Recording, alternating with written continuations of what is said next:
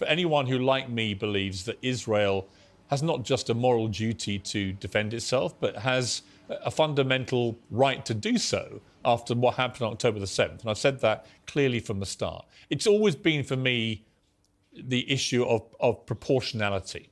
And it seems that in the last few days, there have been a number of incidents which really question whether Israel is being precise, as it says it is, or indiscriminate. And I would cite the killing of the 3 hostages. I would cite the killing of the 2 women outside the Catholic Church. I would cite the President of the United States saying that they're using indiscriminate bombing, and so on. Do you, Douglas, notwithstanding your full throttle support of Israel, does anything that's been happening make you think Israel needs to execute this war differently? No, and I think that most of the people who think they know how to execute this war have never executed a war. Indeed, most people who think they know how the IDF should be running this conflict have never been near a conflict. I'm in Israel tonight. I was in Gaza again yesterday. And the examples that you give, by the way, Piers, I don't see why they show any need to prosecute the war itself differently. I mean, just to take one of them, the first example you give, the absolutely tragic, awful shooting of these 3 hostages as they were coming out.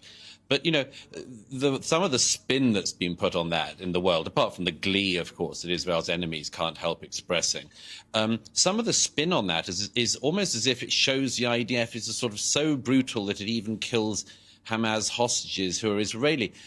I just think this is another example of the international media and others just having this astounding lack of empathy for the Israeli people. Can you imagine what it was like for those soldiers who were in Gaza, knowing that at any point there are snipers, there are booby traps everywhere, people coming out of tunnels that they've built at British and American taxpayer expenses and attacking them? Can you imagine what it was like for the soldiers who, in that terrible moment, made the life-changing mistake of shooting 3 people who turned out to be Hamas hostages? But why would they, but Douglas, on that, why would they shoot anyone who was shirtless and waving an SOS flag? I mean, why would whoever they were, whether they were Israeli hostages or whether they thought they were Palestinians, why would anyone shoot anyone who comes out like that? That's my point.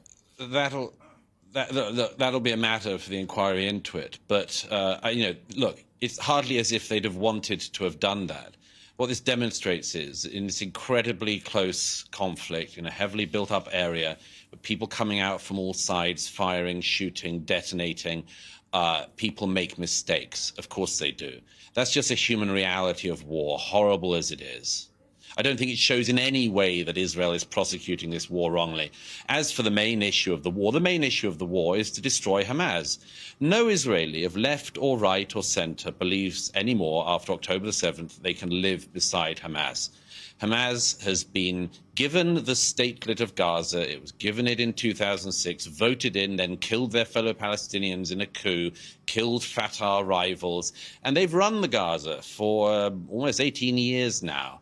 And they've produced a new generation of people whose main aim in life, it seems, according to their textbooks and their classes, is to regard Jews as enemies who should be killed.